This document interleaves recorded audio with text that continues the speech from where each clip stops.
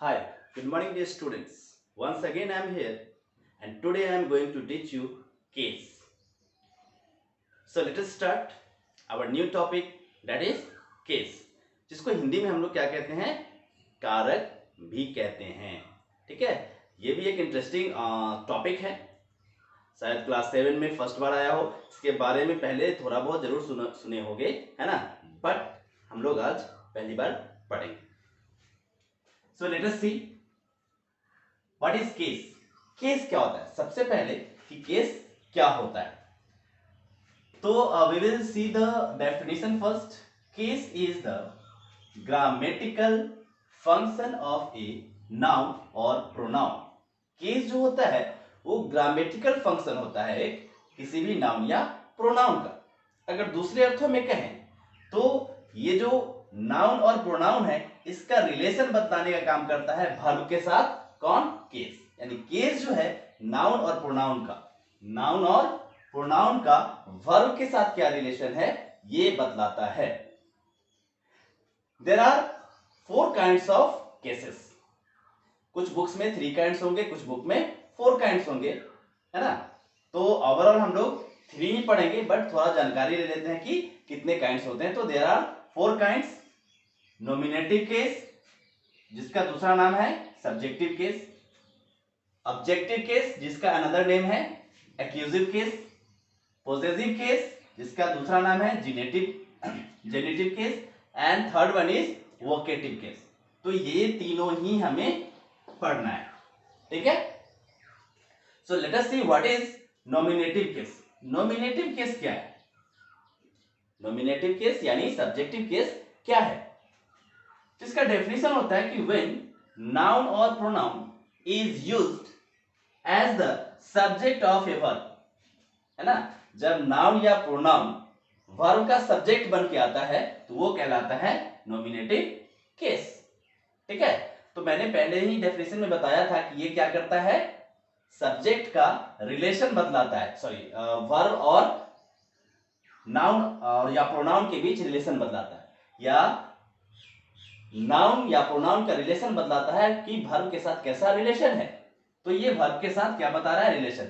यानी किसी भी वर्ब का सब्जेक्ट बन के आएगा कोई नाउन या प्रोनाउन तो वो कहलाएगा क्या, nominative case. As for example, Ram goes to school. Ram goes to school is a sentence. अब इसमें हम लोग, राम क्या है, नाउन है।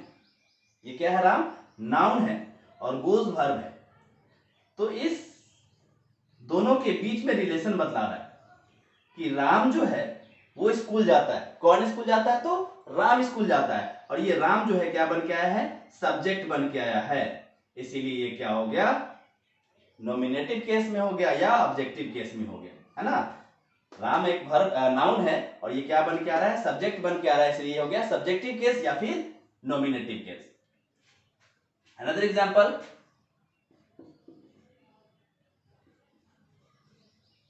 he knows English well.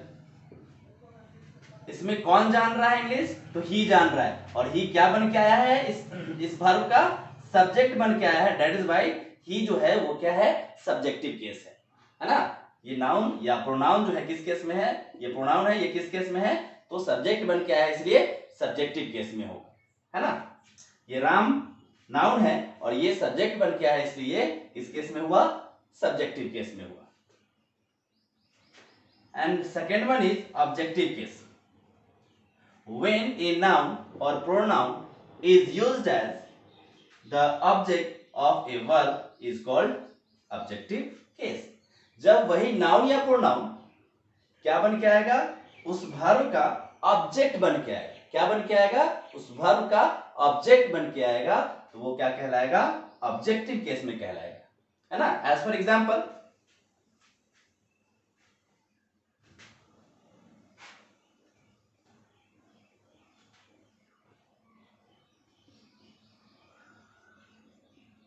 Humpty Dumpty sat on a wall. Humpty Dumpty sat on a wall. तो यहां देखते हैं, ये तो हम्प्टी डम्प्टी एक नाउन है ही। अब यहाँ पे वॉल, ये वॉल भी क्या है, एक नाउन है, और ये क्या बन के आया यहाँ पे, ऑब्जेक्ट बन के आया है ना।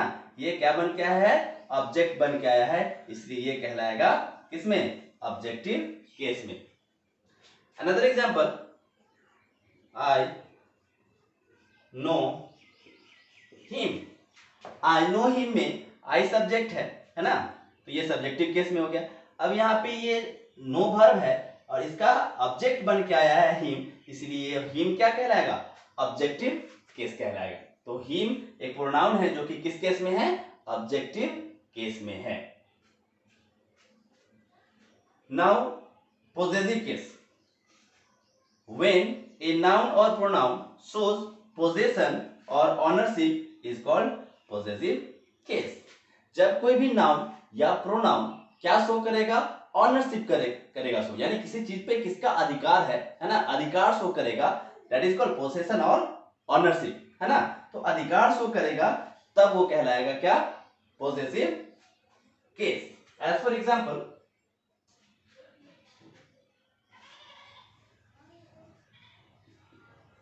Ravi's book is lost.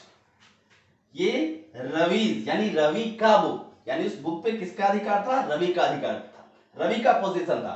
तो अक्सर इसमें क्या लगता है, पोजेसिव प्रोनाउन में एपोस्ट्रोफ एस लगता है। Ravi's book is lost, Ravi का जो बुक था वो खो गया, ठीक है। Another example is,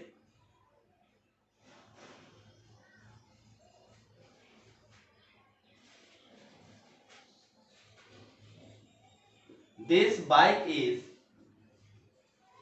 his.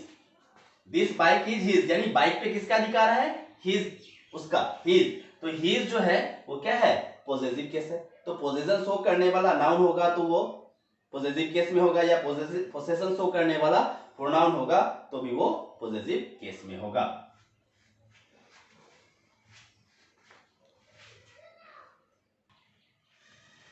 Now we will see the formation and uses of possessive case. Basically हम लोग कैसे फॉर्म करेंगे, क्या फॉर्म करेंगे, पोजेसिव केस। पोजेसिव केस बनाना और उसका यूज करना हम लोग सीखेंगे। अगर नाउन सिंगुलर हो, पहला कोई कंडीशन है कि in the case, if case of singular noun, अगर नाउन सिंगुलर हो तो उसका पोजेसिव केस कैसे बनेगा, क्या है, नाउन अगर सिंगुलर हो तो पोजेसिव केस कैसे बनेगा। एज फॉर एग्जांपल, बॉय, ये सिंगुलर नाउन है, इसका अगर हमको बनाना होगा पोजेसिव केस तो बनेगा BOY और यहाँ पे एपोस्ट्रोफ, ये जो है कॉमा टाइप का, इसको क्या बोलते हैं, एपोस्ट्रोफ बोलते हैं। क्या बोलते हैं, एपोस्ट्रोफ। तो सिंगुलर रहेगा अगर नाउन तो बॉय लिख दिए, यहाँ पे एपोस्ट्रोफ डाल दिए और एस लिख दिए, बॉयज हो गया, इसका मतलब हुआ लड़का का, है ना, पॉजिटिव केस हो गया। अगर रहे गर्ल्स, GIRL, गर्ल, इसका पॉजिटिव केस बनाना है तो सिमिलरली जैसे कि ये बनाए हैं, गर्ल एपोस्ट्रोफ एस, गर्ल्स हो गया, ये हो गया पॉजिटिव केस। तो इस तरह से कोई भी नाउन अगर सिंगुलर रहेगा तो हम लोग एपोस्ट्रोफ एस जोड़ करके क्या बनाते हैं, पॉजिटिव केस बनाते हैं। दूसरा कंडीशन कह रहा है कि in the case of plural noun, अगर नाउन प्लूरल फॉर्म में हो तो कैसे उसका पॉजिटिव फॉर्म बनाएंगे। एज फॉर एग्जांपल रहता है बॉयज रहेगा, यहाँ बॉय था, यहाँ बॉयज अगर रहेगा तो इसका पॉजिटिव केस कैसे बनाएंगे। तो जैसे ही ये प्लूरल रहेगा तो उसको पॉजिटिव केस में चेंज करने के लिए क्या करेंगे, बॉयज और सिर्फ एपोस्ट्रोफ लगाएंगे, इसके लास्ट में एस लगाने की जरूरत नहीं है, ठीक है। गर्ल्स रहेगा तो इसका पॉजिटिव केस कैसे बनेगा, गर्ल्स लिख देंगे और ऊपर में सिर्फ एपोस्ट्रोफ लगा देंगे तो हो गया क्या, इसका पॉजिटिव केस। तो ये हो गया लड़का, ये हो गया लड़का का, ये हो गया लड़के लड़कों का, है ना, ये हो गया लड़की लड़की का, लड़कियां लड़कियों का, है ना। तो जैसे ही याद रखना है कि लास्ट में एस यानी प्लूरल रहे। एस तो बहुत सारे वर्ड ऐसे हैं जिसमें ऑटोमेटिकली एस आता है ना, तो उसमें क्या करेंगे, एपोस्ट्रोफ सिर्फ जोड़ देंगे, वो पॉजिटिव केस हो जाएगा। नेक्स्ट पॉइंट कह रहा है कि we use the apostrophe only with living things. ये याद रखना है कि एपोस्ट्रोफ लगा के हम लोग पॉजिटिव केस जनरली किसका बनाते हैं, सिर्फ लिविंग थिंग्स का। अगर नॉन लिविंग थिंग्स का बना देते हैं तो वो रॉन्ग हो जाएगा। As for example the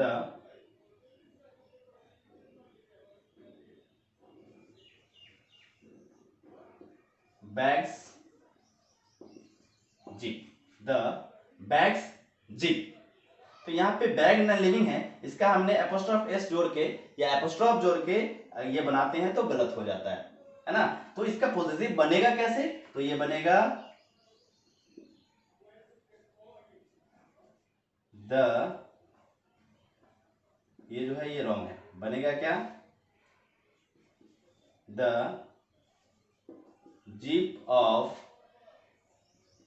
the bag, है ना, ऑफ लगा के the jeep of the bag, bag का जीप, है ना, तो ऑफ लगा के बनेगा, द जीप पहले आ जाएगा। नेक्स्ट कंडीशन कह रहा है व्हेन वी, तो ये सब क्या था, लिविंग थिंग्स था, तो हमने क्या किया, एपोस्ट्रोफ एस या एस जो एपोस्ट्रोफ जोड़ के बनाया, लेकिन इसमें वैसे करना गलत हो जाएगा। अब देखते हैं व्हेन वी पर्सनिफाई एन ऑब्जेक्ट, जब हम लोग किसी ऑब्जेक्ट को पर्सनिफाई करते हैं, है ना, यानी एज ए पर्सन यूज करते हैं, तो क्या करते हैं, उसमें एपोस्ट्रोफ जोड़ते हैं।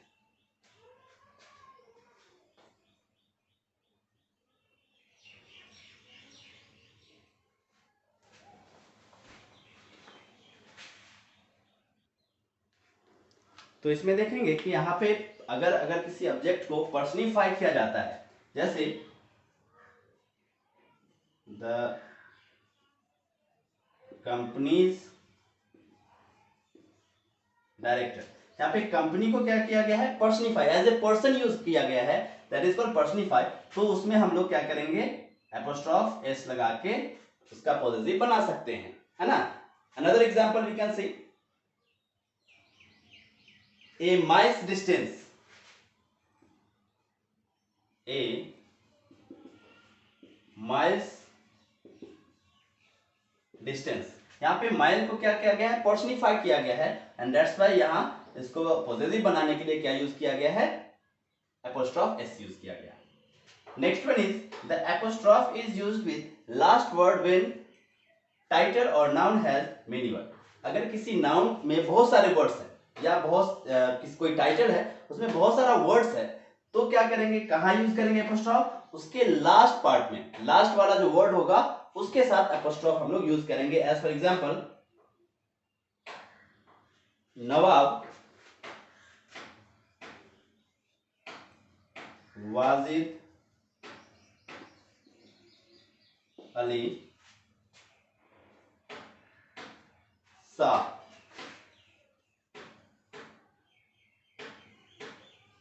गुड, ये एक सेंटेंस है, इसमें हमको पॉजिटिव केस फॉर्म करना है। तो ये एक नाउन है जो कि इतना बड़ा है, इसमें बहुत सारा वर्ड है, नवाब वाजिद अली शाह, 4 वर्ड से मिलकर बना हुआ है। तो इस केस में क्या करेंगे, लास्ट वाला वर्ड जो होगा उस नाउन का या टाइटल का, उसमें एपोस्ट्रोफ एस जोड़ के क्या करेंगे, पॉजिटिव बना देंगे। तो ये हो गया Nawab Wajid Ali Shah court. In case of personified object when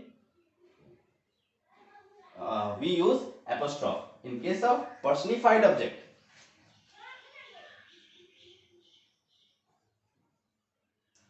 तो वैसा सेम टू सेम है ये, जब ऑब्जेक्ट को पर्सनिफाई करते हैं, एज फॉर एग्जांपल देख लेते हैं इंडियाज प्राइड,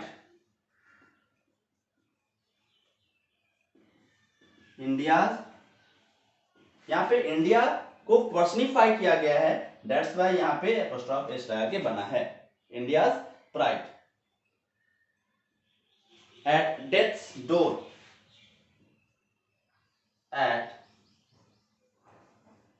डेथ्स डोर, यहाँ पे डेथ को क्या किया गया है, पर्सनिफाई किया गया है, और जब पर्सनिफाई करते हैं किसी भी ऑब्जेक्ट को हम लोग वहां पे एपोस्ट्रोफ एस लगा सकते हैं। जनरली डेथ जो है कोई लिविंग थिंग्स नहीं है, इंडिया जो है कोई लिविंग थिंग्स नहीं है, फिर भी नॉन लिविंग को हम लोग पर्सनिफाई करके उसके साथ एपोस्ट्रॉफ यूज कर सकते हैं, यानी जब भी उसको पर्सनिफाई करेंगे उसके साथ एपोस्ट्रॉफ यूज किया जा सकता है।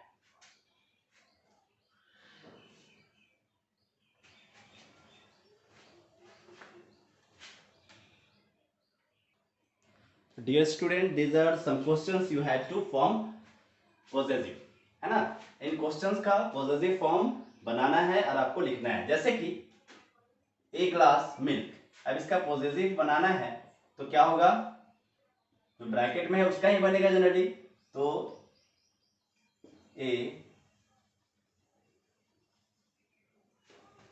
ग्लास ऑफ मिल्क हो जाएगा इसका, है ना। एक मैंने बता दिया है, ए ग्लास ऑफ मिल्क बनेगा। उसी तरह माई फ्रेंड लाइक, है ना, तो इसका क्या बनेगा, फिल द विंडो रूम, है ना, इसका क्या बनेगा।